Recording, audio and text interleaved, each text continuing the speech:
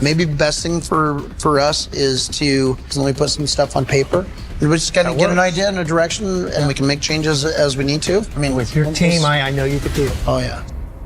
There is a specific kind of professional grief that arrives not through personal failure, but through the decisions of corporations operating at a scale that makes individual creative enterprises feel, in the most sudden and disorienting way, entirely disposable. Dave Kindig built Bitchin Rides across more than a decade of documented television production into one of the most distinctive automotive customization shows in the history of the format, bringing a quality of genuine craftsmanship and genuine personality to a genre that frequently substitutes spectacle for substance. And then in the space of a few months across late 2023 and early 2024, the platform that had carried that work disappeared, not because the show had failed to find an audience, but because the entertainment industry's appetite for merger and restructuring had reorganized the distribution landscape in ways that made the show's continued existence somebody else's problem rather than anybody's priority. What Dave Kindig has said and done in the years since that ending,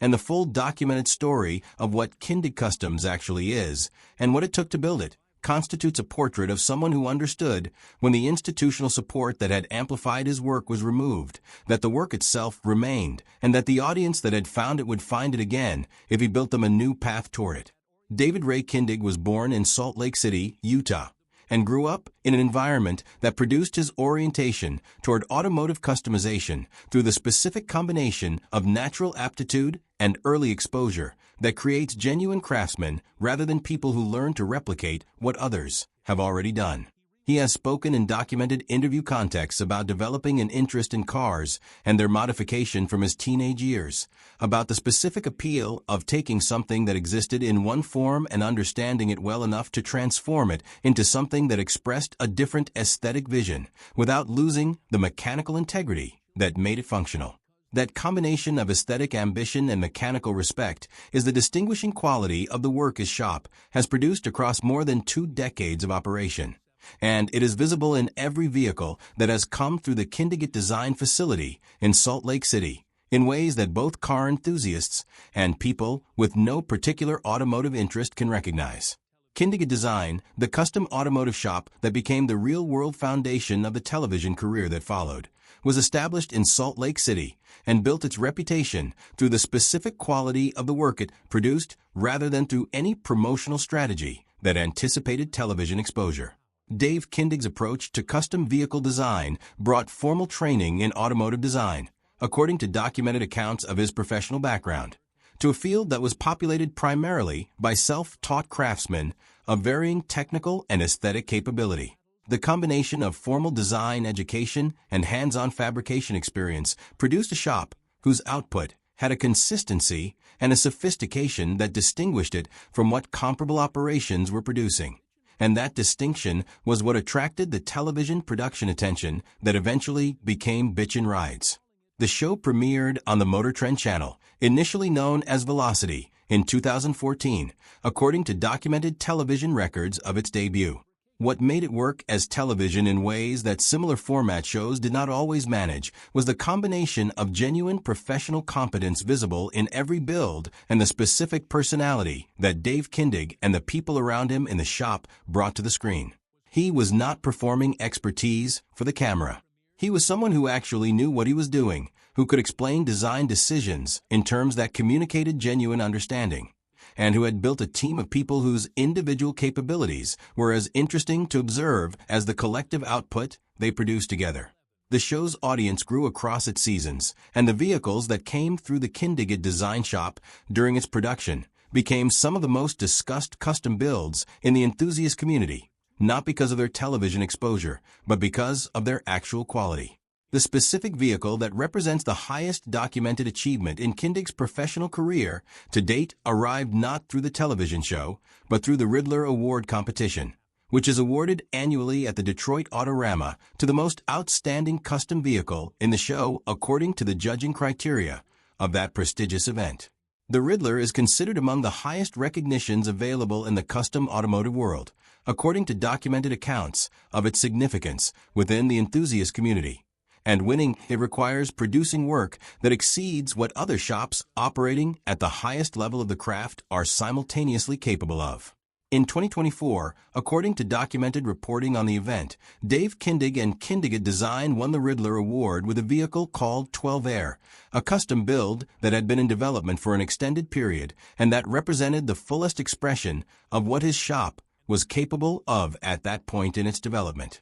The award arrived during a period when the television platform that had amplified his public profile was in the process of disappearing, which meant that the highest professional recognition of his career came at exactly the moment when the institutional structure that had made his name recognizable beyond the enthusiast community was being dismantled. The dismantling of that structure had its origins in the corporate decisions that accompanied the April 2022 merger of Warner Media and Discovery, which created Warner Bros. Discovery, according to documented reporting on the merger and its consequences for the entertainment properties involved. The Motor Trend Group, which operated both the Motor Trend cable channel and the Motor Trend Plus streaming service, was part of the Discovery portfolio and therefore part of the combined entity that emerged from the merger. The strategic priorities of the new company, which included significant cost reduction and rationalization of streaming services, produced decisions about which content platforms and which specific shows were worth continuing to invest in. Motor Trend Plus, the streaming service that had become one of the primary distribution vehicles for automotive content, including Bitchin Rides, was shut down in February 2024, according to documented reporting on the closure, eliminating the streaming home for shows that had been built specifically for that platform. The practical consequence for Bitchin Rides was the end of new episode production, according to documented accounts of the show's status following the Motor Trend Plus shutdown. The show had completed multiple seasons and produced a body of content that represented years of professional effort, and that content remained accessible through various platforms that carried Motor Trend programming. But the active production relationship that had been generating new episodes came to an end in the wake of the streaming service closure, not because the show had failed its audience, but because the corporate structure that had been distributing it decided to stop existing in the form that had made that distribution possible. Dave Kindig has spoken about the transition in documented interview contexts without the bitterness that the circumstances might have generated, addressing it as a business reality of the entertainment industry that the people making the content had no meaningful ability to influence or prevent. His response to the ending of the television chapter was characteristic of how he has consistently operated across the professional decisions documented in his career, which was to build something new that served the purpose the previous platform had served rather than to wait for the previous platform to reconstitute itself. In January 2026, according to documented reporting on the channel's launch, he launched Kindig All Access, a YouTube channel dedicated to the work of Kindig-It Design, providing the audience that had followed Bitchin Rides with a direct path to the content they had been following rather than a gap in coverage that the Motor Trend Plus closure might otherwise have produced. The YouTube channel approach addressed the fundamental problem that the streaming shutdown created, which was that an audience that had developed a relationship with a specific content creator's work had no institutional home for that relationship after the institution disappeared. Kindig All Access gave that audience a home that was not dependent on any corporate entity's survival or strategic priorities. The shop itself, Kindig-It Design, continued operating throughout the television production years and has continued operating in the period since production ended, which is a critical distinction between Dave Kindig's situation and the situation of television personalities whose professional identities are entirely constructed by the production around them rather than rooted in a real-world operation that exists independently of the camera. The vehicles coming through the Salt Lake City facility represent real commissions from real clients who want the specific quality of design and fabrication that the shop has demonstrated it can deliver, and the shop's reputation in the enthusiast community was not built by the television show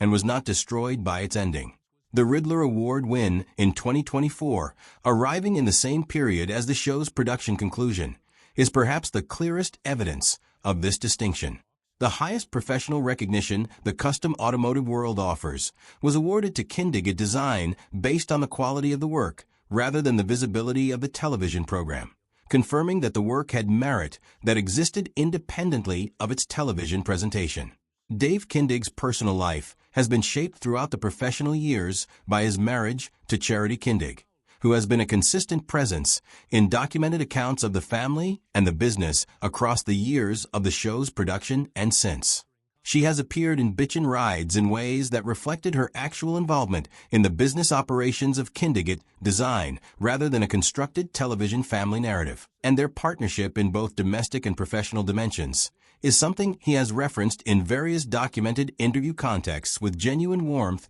and specific appreciation for the particular challenge of building a business together while raising a family within it. They have children together, and the family's presence in Salt Lake City represents the geographic rootedness that has characterized Dave Kindig's professional choices, which have consistently been made in the context of building something sustainable in the place he has made his home rather than pursuing opportunities that would have required relocating the operation or the family. The SEMA Show, the Specialty Equipment Market Association's annual trade show in Las Vegas that represents the largest gathering of the automotive aftermarket industry in the country, has been a consistent documented presence in Kindig's professional calendar and in the Bitchin Rides production across its seasons. Kindig-It design has exhibited at SEMA and participated in its activities in ways that reflected the shop's standing in the broader enthusiast and industry community beyond its television audience. And the show's production incorporated SEMA appearances in ways that connected the television content to the real-world professional community it was drawing from. The 2026 SEMA Show, according to documented advance reporting on the event, was expected to feature Kindig-It design's work in ways that would demonstrate the shop's continued activity and capability in the period following the television show's production conclusion. The personal dimensions of the tragedy that the title of this video invokes are not primarily professional, but are instead rooted in losses that the public record documents, but that Dave Kindig has addressed with a characteristic restraint of someone who distinguishes clearly between what he is willing to share and what belongs to the private sphere of his life. The death of his father, according to documented references to the loss in accounts of his personal background, produced a grief that he has referenced in various contexts as a significant personal experience without elaborating in the detail that might satisfy curiosity, but that he has chosen not to provide. The specific emotional weight of losing a parent while simultaneously building a business and a public profile is something that the documented record makes visible at its edges without providing access to its interior. His brother Jason Kindig has been documented as a participant in the Kindig-It design operation and in the broader family context that the show revealed, and the sibling relationship that has been visible across various documented accounts of the shop's operation reflects the specific quality of a family business, in which professional and personal relationships are intertwined in ways that make the professional more personally meaningful and the personal more professionally consequential. Simultaneously, the loss that the family has experienced through the deaths of people close to them, referenced across various documented accounts of Dave Kindig's personal history without the elaboration that public curiosity would prefer, represents the dimension of his story that the professional narrative of television production and corporate shutdowns and award wins does not adequately account for. What the full documented story of Dave Kindig reveals, assembled from the verified record of his professional career and the fragments of his personal history that have entered the public record across the years of his television visibility, is something that the format of automotive customization television does not usually make visible. The shows in this genre are typically organized around the vehicles and the builds, with the people involved serving as context for the work rather than as subjects of genuine narrative interest in their own right. Bitchin Rides work differently, in part because Dave Kindig is someone whose combination of formal training and practical experience and clear aesthetic vision and genuine personality created a television presence that had substance beyond the builds themselves. The audience that followed the show was not only following the vehicles. They were following someone who had something real to say about craft, and about the relationship between aesthetic vision and practical execution, and about what it means to care enough about a thing to do it better than it has been done before. The heartbreak that the trajectory of his career contains is not primarily the cancellation of a television show or the shutdown of a streaming service,